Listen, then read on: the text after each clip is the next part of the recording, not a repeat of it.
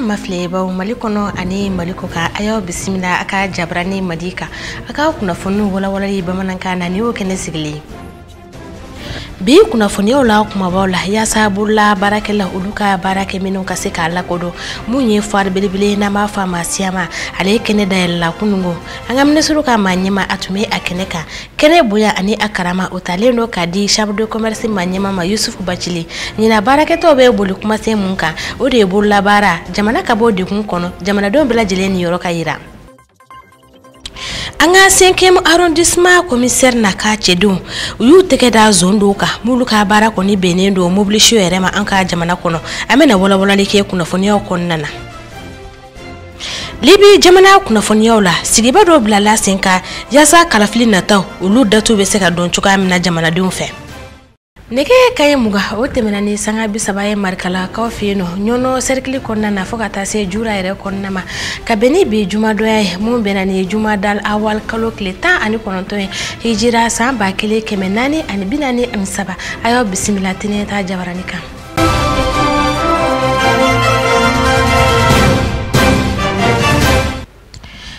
yasa anga jamana bulla barakelo ulube seku ka seku anuka dongo koni yira jemana chuka mina siama ni ale koni kera sababu ye ko ulu yere kuma da anuka suguye ale baro blala senka anga park disposition ro konna na krekre nyana febaki ale be kerom na aeroport yere sraka ni baran nun konyo hodam ne na kabeni kungo alamsa doye kaben december kalo klemuga ani sabaye samba fla ani muga ani kele para damne kenoka anga ministru ka manyema dr shogal kala maika ale tumeno ni parc d'exposition akene abunya ani akarama utalendo ko di anga chambre de commerce rema nyima mano Yusuf Bachili teleta tokola ale kulibali ale tumeno ale ne Musa Jallo usegrani seria mulu anga nyima do fe Barabami walma fem ye sugubami be ni okuluma karla malikon kono ka dayele fem ye jamana gouvernement ma nyama docteur Shogal ko kala maiga kon fait parc d'exposition de Bamako konana jala ka fo fem ye ni joa fien asigbe mi de kan ode fem ye faso malba o seko ni dongo tigla maw bisega mi de gla yasa ka sega ulu kon jira jena ani faso don yara bisega munde ke ko bela jele kon jira jena fem ye farafina fen fana be mama be mi fana be semi no ka sega no jira chugam de la yasa farafin walma maldon yɛrɛgɛ maaminu be ka an yɛrɛ bɛ fɛn minnu dilan olu na se ka do bala an kɔni fɛ cogoya min de la o de hokun kɔnɔna na fɛn ye maaminu ye ni ko nu bɛɛ lajɛlen kɔni labɛn o y'a jira k'a fɔ n'i ye jamana yɛrɛ lajɛ waati caman kɔnɔna na gɛlɛya bi a kɔnɔ gɛlɛya donna bolola baarakɛlaw kɔni yɔrɔ o de la ko ni sugu fiyɛba in nana kɛ sababu ye o na se k'o ka fɛn ye minɛnw kɔni feere wa o na u ka fɔ cogo la hali sisan fɛn caman kuraw olu kɔni ye o don ni sugu in kɔni hokun kɔni kɔnɔna na yɔrɔ gɛlɛya be crise be a man bali an ka se ka kɛ parce que an y'a ŋaniya siri ka san année impair la an y'a kɛ 2017 an y'a kɛ 2019 2021 an kun t'a fɛ k'o tɛmɛ an kɔni ye dɔ bɔ an ka laɲiniw na pour que a ka se ka kɛ donc an ye min kɛ san tɔw la a minɛn a stand ma caya k'o bɔ mais a kɛra jama bɔra jama cayara aw yɛrɛ minnu ye o bɛ seereya bɔ donc an y'a bila hukumu min kɔnɔ o ye ka crise in kɛ gɛlɛyaba ye an ka minɛnw tɛ ka se ka feere ni espace bɛna kɛ sababu ye mɔgɔw bɛ se ka n'olu ka minɛnw ye ka feere san tile laban kɔnɔ a bɛ kɛ sababu yɛrɛ jamana caman nana an n'olu fana bɛna don ɲɔgɔn na olu caman b'an ka minɛn bɛɛ de fara ɲɔgɔn kan san ka taa n'a ye o de ye grand acheteur ye an n'olu ka rencontre de kɛra nin na ani an bɛna taa an ka élection fana na élection bɛna kɛ cogoya minnu na ani texte bɛ mun fɔ thématique de bɛna kɛ atelier de bɛna kɛ k'o bɛɛ expliquer o kɔnɔ donc an bɛ dugawu kɛ a kuncɛko ɲuman na mais a ye innovation dɔw kɔlɔsi a kɔnɔ sagabosolaw bɔtɔ filɛ k'u ka concours kɛ sisan Zeni ta fɔlɔ an y'a da Bamakɔ la mais Zeni an ye région caman ba k'a la i y'a mɛn sisan mɔgɔ 3 de prix sɔrɔ kelen Sikaso tɔ 2 ye Bamako ye donc ni Ala sɔnna ma nin kɛ kun ye mɔgɔw k'a dɔn métier caman bɛ yen u dɔnnen tɛ a bɛ mɔgɔ caman na ko boucher commerçant de boucher ye bololabaarakɛla de tant que i bɛ fagali kɛ k'a boson k'a feere k'a sɔrɔ machine ma a kɛ en série ka caman ba kɛ ɲɔgɔn fɛ i ye bololabaarakɛla de bololabaara bɛ daminɛ biganko la bigan sirili la sirilikɛla ye bololabaarakɛla ye kantigɛlikɛla ye bololabaarakɛla ye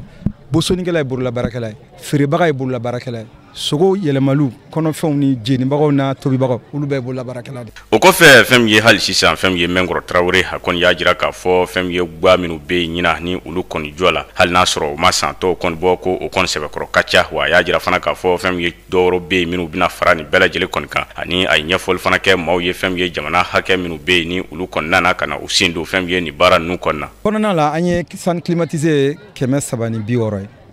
Kanamala la bati n'o ye san bati minnu jɔlen bɛ so la o ye 82 ye mais minnu ye tobili yɔrɔ ani san minnu jɔra k'a fɔ u bɛ 120 ɲɔgɔn na a bɛ caya parce que dɔ bɛna fara kan mɔgɔ caman ma place sɔrɔ donc an bɛna obligé ka dɔ fara fɛn kan kɔnɔta fana an ye cérémonie kɛ yɔrɔ min na an kan ka 60 ɲɔgɔnna dilan ka fara cérémonie bannen u bɛna fara stanu kan donc a bɛ caya. Burkina bi yan Côte d'Ivoire bi yan Sénégal bi yan Niger bi yan Guinée Conakry bi yan Ghana bi yan Maroc bi yan Tunisie bi yan n bɛ se ka ɲinɛ jamana dɔ kɔ mais olu bɛɛ bi yan u ka artisans fana bi yan ka délégation fana nana donc baarakɛɲɔgɔnya mun b'an cɛ o ye falen falen de ye an bɛ dɔ kalan u fɛ o de bɛ dɔ kalan fɛ.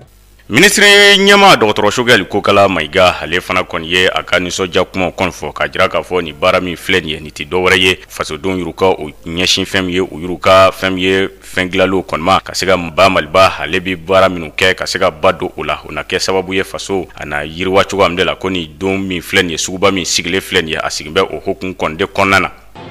I ye min ye bi n ko o ye nisɔndiya kosɛbɛ parce que a fɔra an ye ko salon international de l'artisanat du Mali o y'a siɲɛ sabanan ye o la an y'a ye ko jamana caman u bɛ mɔgɔw bila ka n'a lajɛ min bɛ ka kɛ Mali la Sénégal, Côte d'Ivoire, Guinée, Burkina, Togo, Tchad, Tunisie u bɛɛ bɛ na yan k'a lajɛ min bɛ Mali la ne fana ye min ye bi vraiment a ye nisɔndiya kosɛbɛ o b'a yira k'a fɔ ko ni maliyɛnw n'u jɔra u jɔyɔrɔ la u bɛ se ka ko caman kɛ surtout que n'i ye maliyɛn 100 o 100 ta 42 u bɛ baara kɛ artisanat la o de b'a yira ko gɛlɛya min b'an kan bi insécurité ni Covid a bɛ mɔgɔ min kan fɔlɔfɔlɔ o ye artisanw de parce que touristes tɛ na insécurité bɛ yen bon gouvernement bɛ dɛmɛ k'u ye dɔɔni dɔɔni kosa ye ale $700,000 a y'o de di k'u dɛmɛ wɛrɛ bɛ yen parce que ni artisanat ɲɛna a bɛ ko caman bali kojugu caman bali par exemple denmisɛnninw ka wuli ka taa kɛnɛma ka taa san kɔgɔji la ka taa san sahara la o bɛɛ parce que ni mɔgɔw bɛ se ka baara kɛ k'a yɛrɛ balo n'a ka baara ye o bɛ ko caman bali jihadistes fana bɛ n'a ta ni fantanya bɛ baara tɛ mɔgɔw bolo u bɛ denmisɛnnin dɔ ta ka t'u hakili yɛlɛma k'u kɛ maajugu ye o bɛɛ artisanat bɛ se k'o bɛɛ ɲɛnabɔ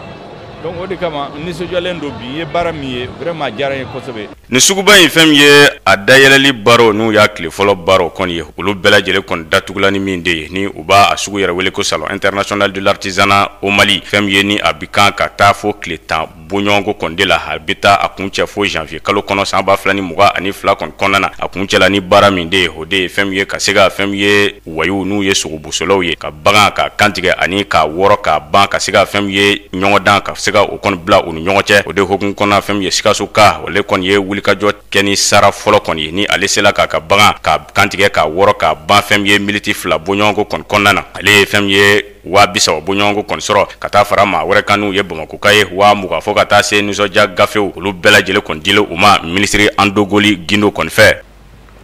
Hakila jigina mun ye ɲina siyama yɛrɛ tɛmu ye o bɛ tali yɛrɛ kɛ bolola baara kan an bɛ se ka bɔ dekun na cogoya min na ani jamanadenw bɛɛ lajɛlen ni yɔrɔ o tɛmɛnen kɔfɛ an ka ministriw ka maa ɲɛmaakɔrɔ mun bɛ tali kɛ Sumelu Bube Mayiga la ni ale kɔni bɛ kaso la ni wagati ninnu na a jirala k'a fɔ a fari kɔni man d'a la a ka denbaya u y'a ɲini an ka jamana maa ɲɛmaaw fɛ u k'a labila a ka taa furakɛli kɔni na jamana kɔfɛ sabula ko bana min bɛ a la a furakɛ cogo tɛ an yɛrɛ ka kɛnɛya tigilamaaw kɔni bolo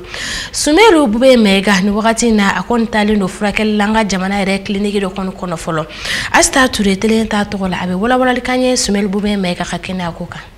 Sumelu Bube Mayiga ni ale donna an ka Bamako kasonba la usikalo tɛmɛnen ninnu na fɛn min ye a somɔgɔw n'a kɛrɛfɛmaw ye olu y'a yira k'a fɔ ko a ka kɛnɛya kɔni tɛ ba la kosɛbɛ communiqué dɔ senfɛ fɛn min ye Sumelu Bube Mayiga ni ale yɛrɛ kɔni kun ye ministre ɲɛmaakɔrɔ ye a ka denbaya maaw u y'a yira k'a fɔ ko Sumelu Bube Mayiga a ka ni kasuladon ninnu a kɛra sababu ye a ma fɛn min ye ka bana dɔw kɔni lawuli a farikolo la o kadara de kɔnɔna la u y'a yira tuguni k'a fɔ ko u kɔni taara n'a ye kiliniki dɔ kɔnɔna Bamakɔ faba yɛrɛ kɔnɔna la nka ko ɲininiw bɛɛ lajɛlen kɔfɛ ko a yirala k'a fɔ i n'a fɔ a ka denbaya yɛrɛ ka kuma fɔ cogo la ko fɛn min ye Sumelu Bube Mayiga ale yɛrɛ ka kɛnɛya cogoya kama ko a kan ka taa jamana wɛrɛ de la ka taa furakɛli kɛ ka sababu kɛ ko ni jateminɛ kɛ i b'a ye k'a fɔ ko a don kaso la ani san cɛ ko a fasara ka sababu kɛ ko kulo 15 ko o bɛɛ de bɔra a la a ka denbaya yɛrɛ ka kuma fɔ cogo la ko de kɛra sababu ye ka bana dɔw kɔni lawuli a fari la Sumelu Bube Mayiga ale yɛrɛ dogun kasobo la o ye avion min sanna jamana ɲɛmaakɔrɔ Ibrahim Boubacar Keita ale ka wagatiw la fo ka taa se kasabi dɔw ma minnu ni u kan ka don finitigilakaw olu ka minɛnw na Sumelu Bube Mayiga halisa a ka denbaya ma olu y'a yira k'a fɔ ko Sumelu kɔni kun mangɛnɛ waati jana nka u kɔni ma sɔn ka a bila ka taa dɔgɔtɔrɔsow la fo ni wagati ninnu na ka sɔrɔ ka a bila ka taa ninnu kɛra kuma ye min kɛra a ka denbaya fɛ ale ni a ka avocaw fɛ tile 40 a donnen kɔ kasobon na fɛn min ye a ka denbayaw ye olu ko ko u ye a laɲini ministreso fɛ min ka kuɲaw ɲɛsinnen don kiriko ma an ka jamana kɔnɔ fo ka taa se cour suprême ma ko u k'a lajɛ ka Sumelu Bube Mayiga ka a bila yɔrɔ la yɔrɔ min kɔni bɛ yen nɔ a tɛna se ka tɔɔrɔya sɔrɔ yɔrɔ mun na ka sabu kɛ a ka kɛnɛya yɛrɛ cogoya ye nka ko u kuma ninnu kɔni o ma lamɛn olu fɛ wa olu ma jaabi sɔrɔ o kuma ninnu na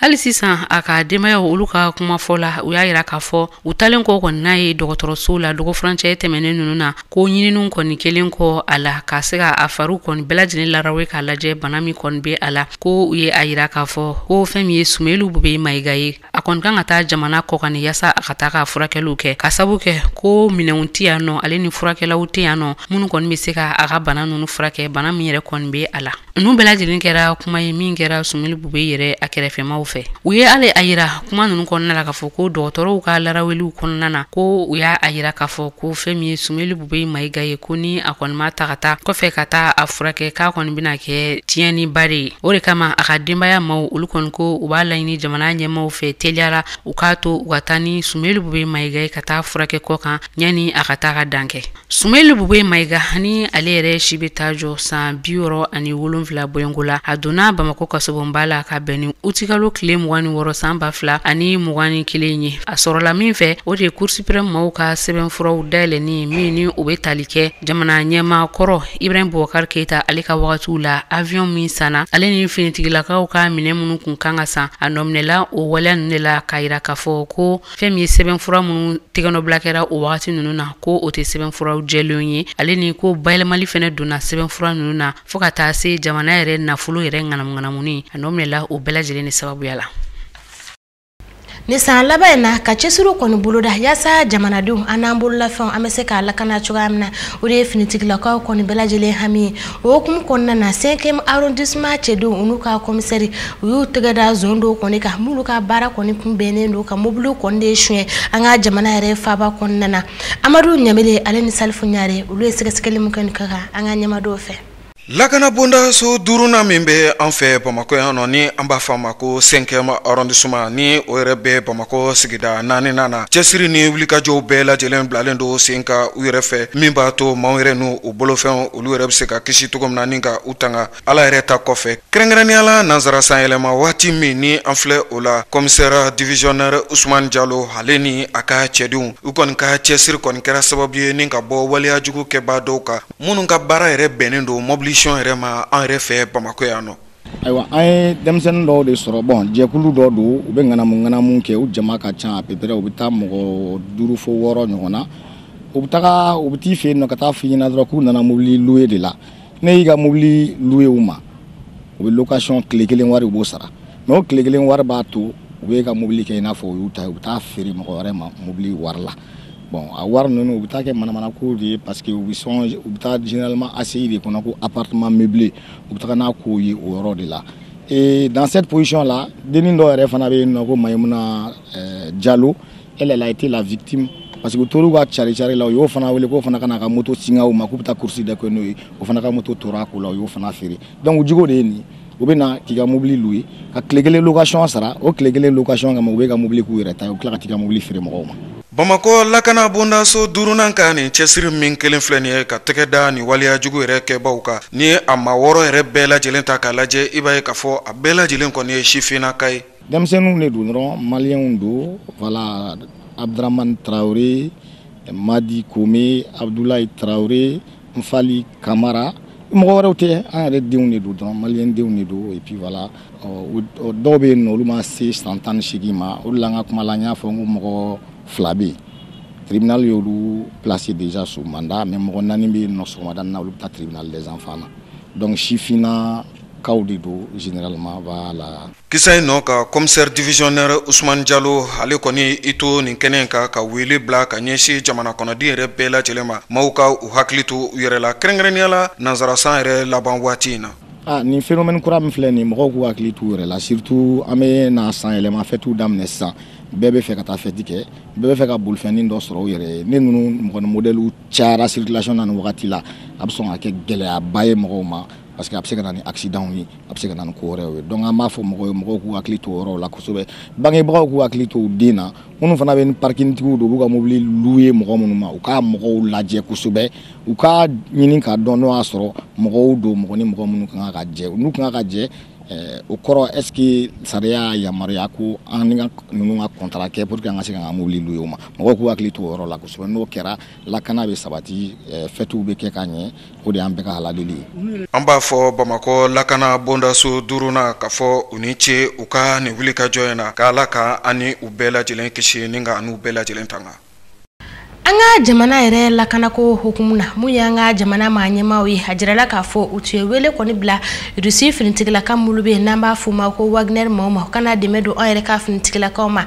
ni welewelekan kɔni carali mun ye farajɛlakaw ka maa caman ye olu fana y'a jira k'a fɔ a ti bɛn olu ma Wagner maaw kana Mali jamana kɔnɔ kana dɛmɛ don an ka finitigilakaw ma yaasa ka banbaacimaw kɛlɛ communiqué dɔ kɔni carila bɔlɔlɔ sanfɛ ka bɛn ni kununko alamisadon ye mun ye maa ɲɛmaa maa 12 bɔɲɔgɔnko ye tubabu jamana kɔni ka o y'a jira k'a fɔ Wagner kana Mali jamana kɔnɔ a ma bɛn olu ma sabula olu ye seereya dɔ sɔrɔ ko Wagner maa dɔ nalen don an ka jamana kɔnɔ ko wa ko irisi pankuru caman o bɛ ka jigin an yɛrɛ ka jamana pankuru jigiso kɔnɔna na Abdou Watara Tenelita tɔgɔ la a bɛ ɲɛfɔli k'an ye. Europe gun jamanaw ye bataki min bɔ ka ɲɛsin Mali jamana ma n'i y'a ta k'a lajɛ a bɛ tali kɛ kɔrɔfɔka min ye Rusi yɛrɛ kɛnyɛrɛ ye kɛlɛkɛjɛkulu dɔ ye min bɛ wele ko Wagner olu ka nali Mali jamana kan ka na lakana la sabati ko u ma jɛn ni o kumakan ninnu ye. Europe gun jamanaw ka faraɲɔgɔnkan kulu ka kɔrɔfɔ la u ko olu b'a kɔn bin u b'a kɔnsini k'a fɔ ko Mali ye a bolo mɔnɔbɔ Rusi kɛnyɛrɛ ye kɛlɛkɛjɛkulu ma min bɛna kɛ sababu ye ka se ka Mali yɛrɛ dɛmɛ a ka lakana baaraw la ko o tɛ olu ka hakilina n'u ka laɲini ye. A kumakan yɛrɛ bɔra France jamana fɛ ka se Allemagne jamana Royaume-Uni n'o ye l'Angleterre jamana ye ka se Canada jamana ma olu bɛɛ y'a yira k'a fɔ wulikajɔ min bɛ ka kɛ Mali jamana fɛ ka bolidiɲɔgɔnma bila sen kan o ni Rusi kɛlɛkɛjɛkulu ni ɲɔgɔn cɛ ko olu fɛlata tɛ ka sabu kɛ u ka kɔrɔfɔw la u k'olu ye jateminɛ dɔw kɛ a bɛ waati bɔ pankuru dɔw bɛ to ka yalayala Mali sanfɛ o pankuru ninnu k'a caman bɔlen bɛ Rusi pankuru fɛ fo ka se Bamako yɛrɛ n'o ye Mali faaba ye pankuru jigi kɛnɛ kan ko baara dɔw bɛ ka kɛ bi olu b'a jigiya k'a fɔ o baara ninnu o ye Rusi Wagner maaw olu ka baara ɲɛbila dɔw ye fo ka se maa minnu ka baara bɛnnen bɛ dugukolo sɛgɛsɛgɛ ma ko o maa caman fana bɛ Mali kɔnɔ bi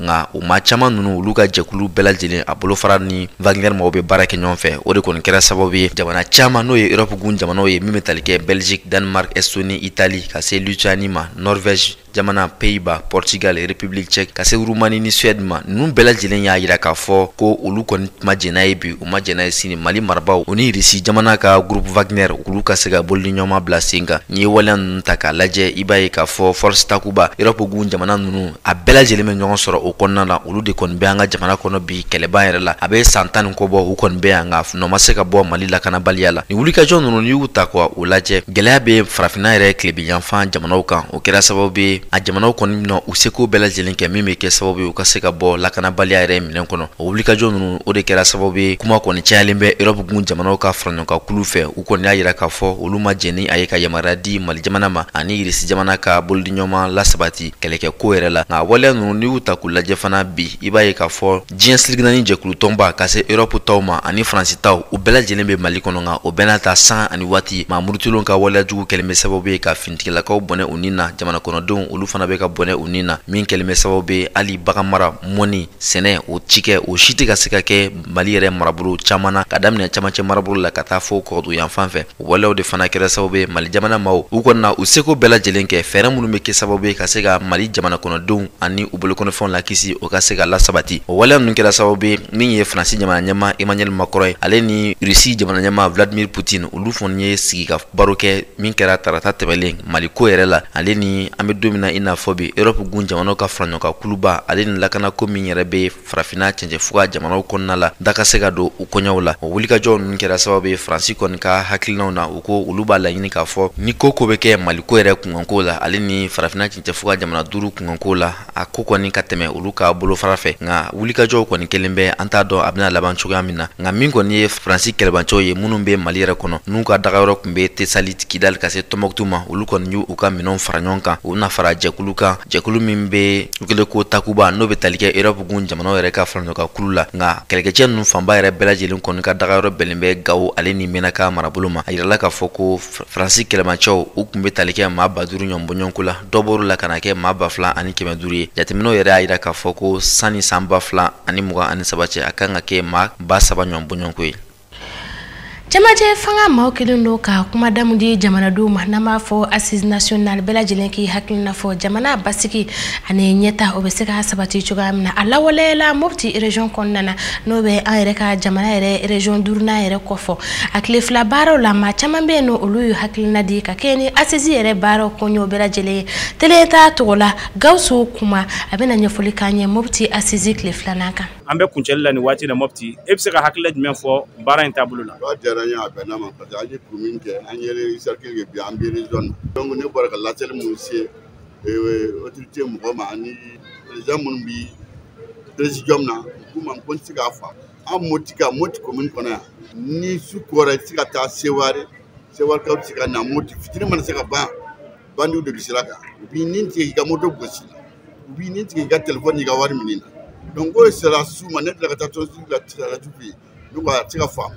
ko armée de terre b'an fɛ armée de l'air bi gendarmerie bi yan garde bi yan police bi yan GMS eaux et forêts douaniers garde prisonnier bɛɛ sigilen bi Seware de kɔnɔ mais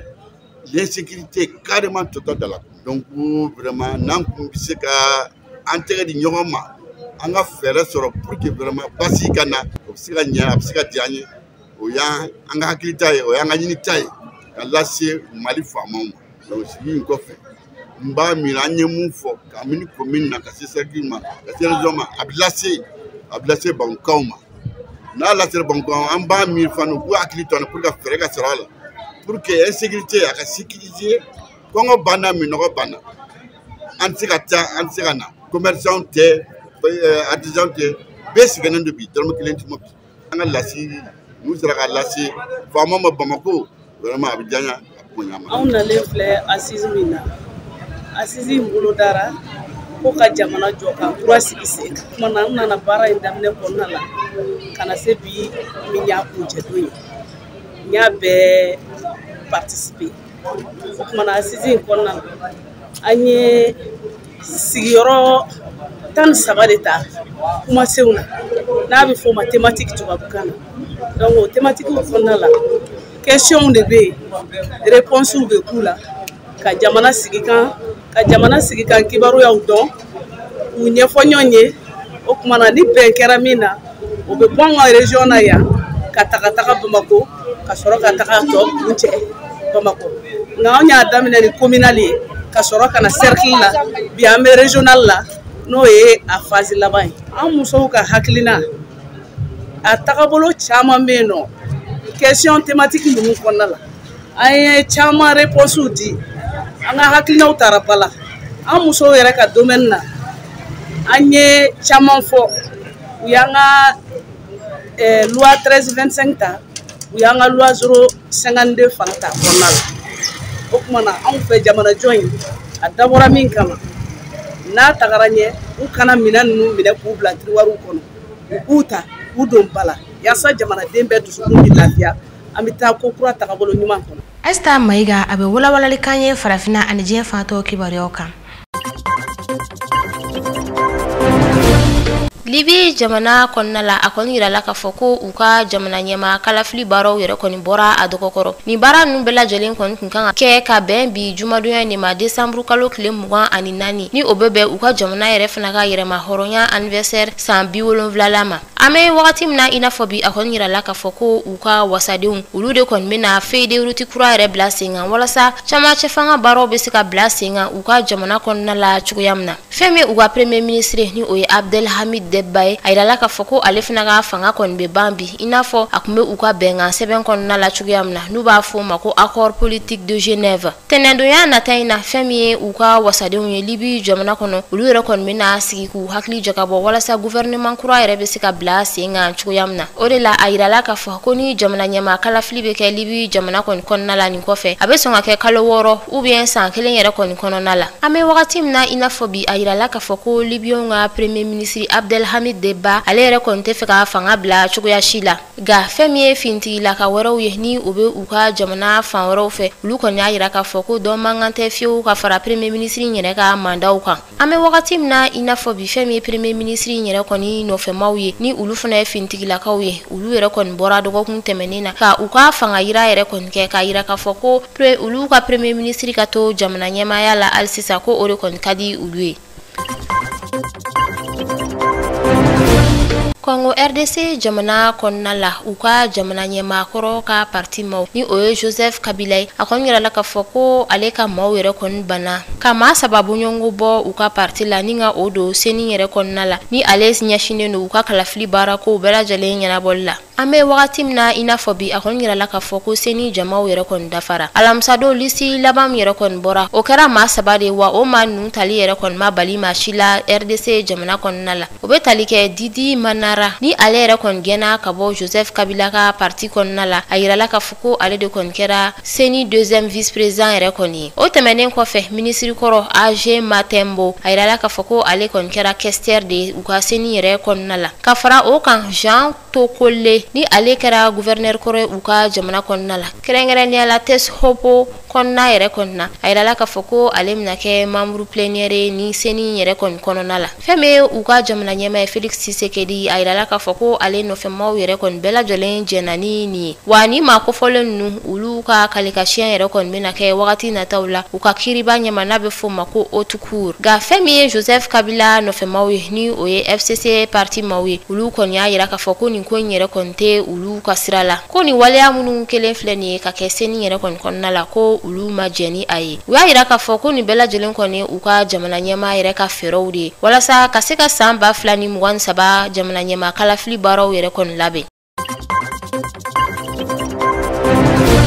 Burundi jamana konna la ayidala ka foko l'Europe jamana ka faranyonga kuluni o Union Européenne alere kon tunkelenu ka nyangili wale amunu nyashi ni jamana ko fole na kerengerani ala wariko na sirofe akonyira la ka foko o nyangini wale o yere kon mina wuli ka bo uka ni ya jatemne ni wale anu kon tume Burundi jamana yere kan abe sanduru bunyongo bo ga ayidala ka fo amedom na inafobi ko benga yere kon sorola wala sa ni nyangili ni yere besika bo ni jamana ko fole kan chukuyamna Bruxelles jamana konna la ayirala ka foko ulufuna ni Burundi jamana yere kon mena sigi ka fo baraw damne uni nyonche barsa ni a jatemne akonyira la ka foko abe sanduru bunyongo funa bo okon kuntikeleno ni jamana flanu yere kon ni nyonche femi Burundi jamana nyema Evariste Ndayis Himigne ayirala ka foko alere koni ayira ka foko geleam bineno aka jamana kan samba fla antanduru wakatu la ko alere kon be feka a hakli bo oko ni nganyeta kade kon nyashin aka jamana yere kon ma ga femi l'Europe ko ka député do inale to ko Maria Arena ale koni ayira ka foko ale majeni ni wale anunye chugashila ko barsa ko ni ajatemna ko femi Burundi gouvernement mawi ku koni huye Nations Unies mawka chide ndo genka bo uka jamana kono kasoro chide nyere ga nomination kuma bo folo kata Burundi dugu yere kon nala